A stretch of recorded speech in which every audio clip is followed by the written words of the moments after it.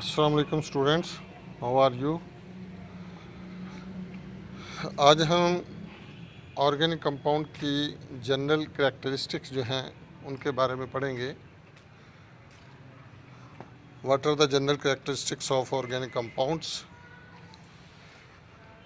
तो organic compound have following characteristics. Number 1, origin, कि ये कहाँ से हासिल होते हैं।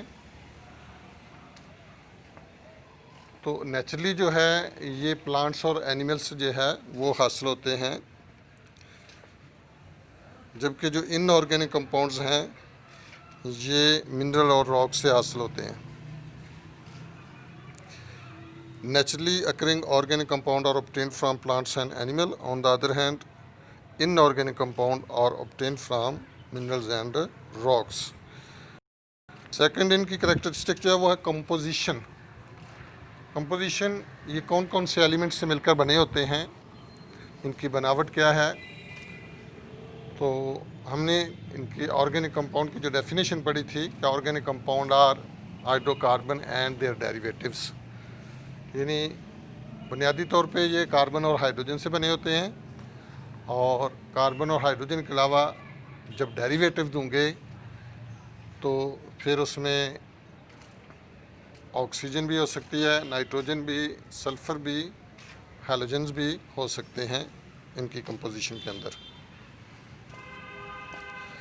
जबकि जो इनऑर्गेनिक कंपाउंड हैं वो पीरियोडिक टेबल में पाए जाने वाले तमाम एलिमेंट्स जो हैं वो मिलकर बनाते हैं।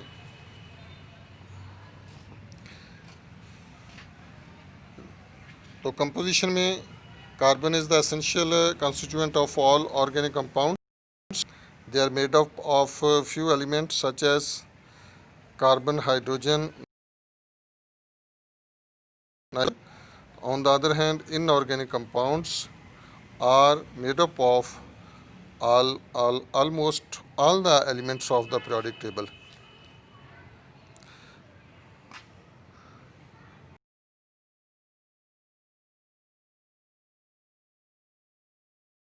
कोवलेंट लिंकेज कि ऑर्गेनिक कंपाउंड जो है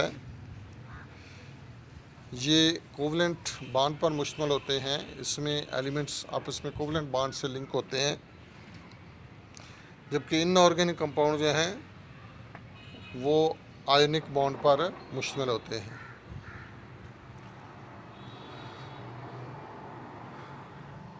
नेक्स्ट करैक्टरिस्टिक है सॉल्युबिलिटी। सॉल्युबिलिटी से मुराद है इनकी हल पजीरी।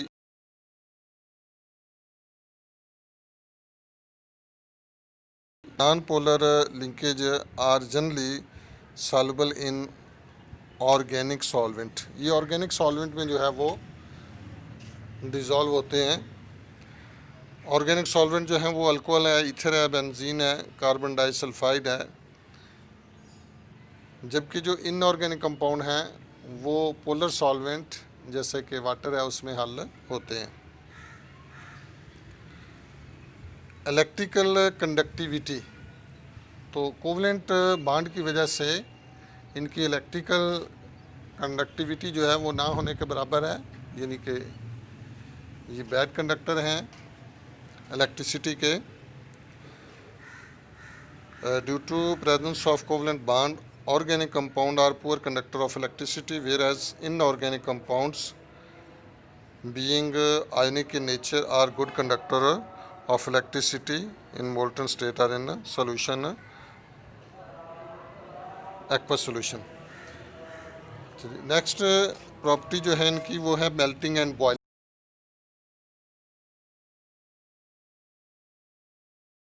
जो है वो लो होते हैं, जबकि जो इनऑर्गेनिक कंपाउंड है उनमें आयनिक बॉन्ड होता है, तो आयनिक कंपाउंड जो है उनके मेल्टिंग बॉइलिंग पॉइंट हाई होते हैं। उसके बाद आती है स्टेबिलिटी।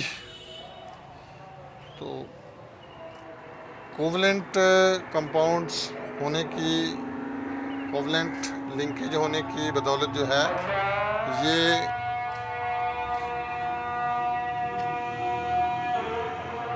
कम स्टेबल होते हैं, ज़्यादा स्टेबल नहीं होते हैं, जबकि जो इनऑर्गेनिक कंपाउंड हैं वो आयनिक बॉन्ड की बदौलत जो हैं वो ज़्यादा स्टेबल होते हैं। इसके बाद आता है कंबस्टिबिलिटी, यानी इनकी आग पकड़ने की सलाहियत। क्योंकि ऑर्गेनिक कंपाउंड जो हैं कार्बन इनमें बहुत ज़्यादा होती है, तो जिसकी वजह से ये आग आसानी से पकड़ते हैं, जबकि जो इनऑर्गेनिक कंपाउंड हैं वो आग नहीं पकड़ते। उसके बाद आता है आइसोमेरिज्म। ये हमने पिछले टॉपिक में ऑर्गेनिक कंपाउंड ज़्यादा तादाद में क्यों पाए जाते हैं, तो उसमें हमने कहा उसकी एक वजह आइसोमेरिज्म भी है। तो आइसोमेरिज्म क्या है? Organic compound are said to be isomer if they have same molecular formula but different structure formula. They are isomers of each other and this phenomena is known as isomerism. तो ये organic compound की बहुत ही अहम characteristic है, जबकि inorganic compound जो हैं उनमें ये प्रॉपर्टी जो है, ये करेक्टरिस्टिक जो है वो बहुत ही कम है।